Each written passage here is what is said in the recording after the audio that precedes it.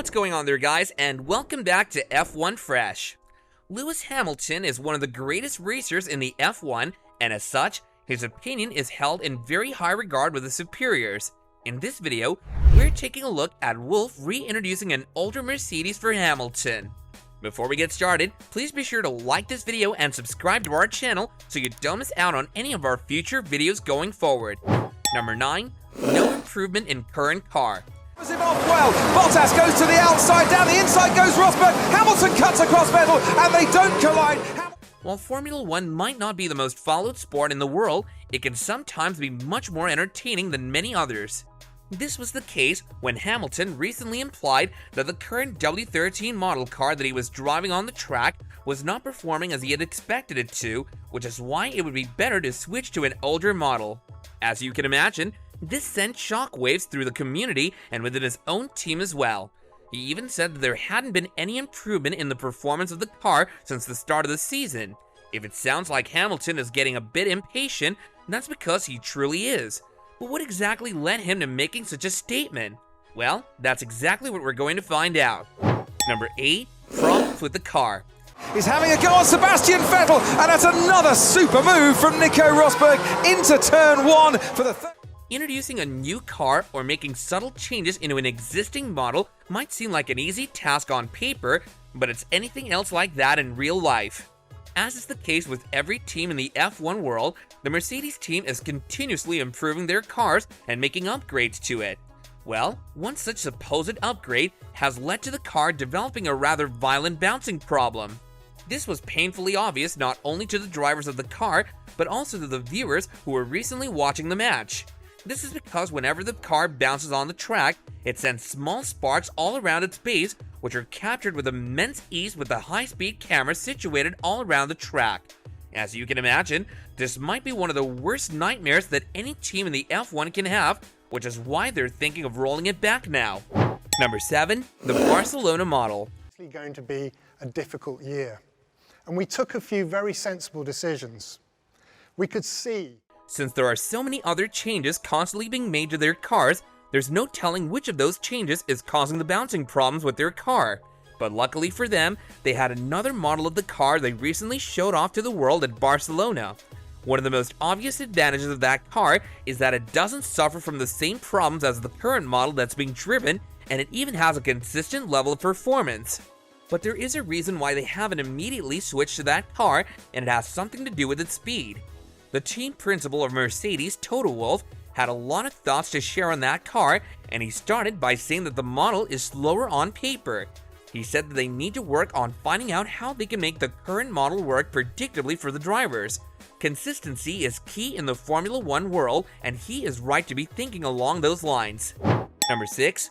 Work needed on current model. But in the end, we decided that wouldn't be enough. We were feeling the breath of our opponents on our shoulders. Whenever a problem props up in a car, there are people out there that immediately start to blame the people that developed that particular model in the first place. Well, Wolff has already thought of that in advance, which is why he said that they needed to give all the people that work with them who've developed great race cars in the past the benefit of the doubt. He also has expressed his frustrations in general by saying that he is getting tired of saying the same thing, but that they are gathering data and making experiments. He snarkily said that it was all just physics and not mystics. He meant that in the sense that whatever problems they were having could be understood and fixed given enough time, and that those problems are beyond the realm of understanding. Number 5. Understanding the problem. Knocked the performance of the car right back about a year and a half to somewhere around 2019 levels.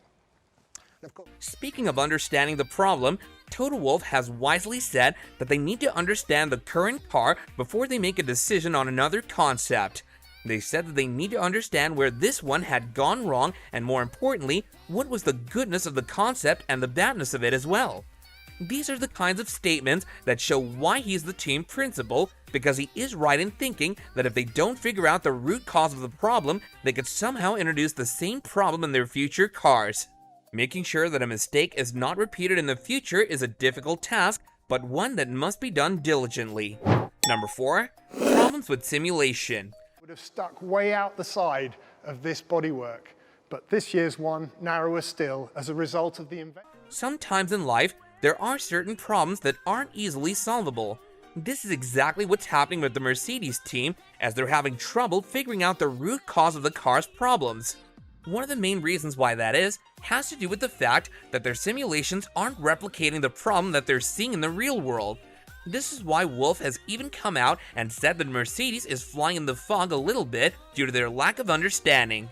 While simulations are a cheap and easy method of doing several different experiments in quick succession, it's impossible to take into account all the variables that are faced by the car and the driver in the real world. Number 3, worsening the car.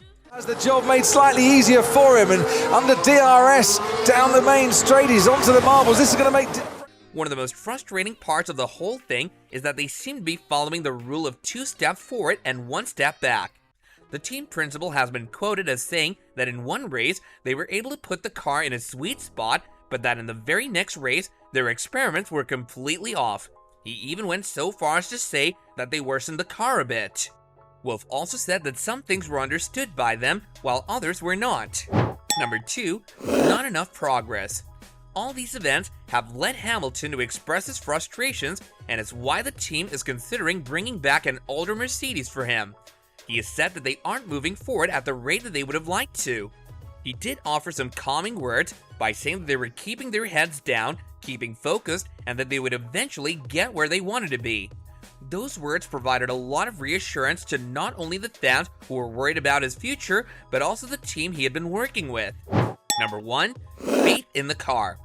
Hamilton is not the only driver currently racing for the Mercedes team, as Russell is right alongside him and facing these problems. At times, he's been lucky enough to even come out ahead of Hamilton in certain races, which is why he is a lot more patient about these problems. He said that they had a fast car that was hidden beneath all those problems.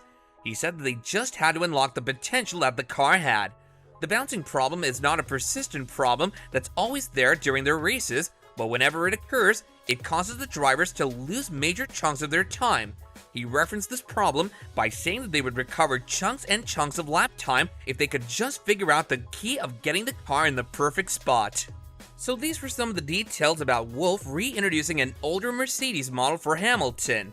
The situation can sure seem dire at times, but all it takes is a little bit of time and effort to make a full recovery. Well guys, this about wraps up our video. Let us know if you're in the same boat as Hamilton about opting an older Mercedes model over the new one in the comments down below.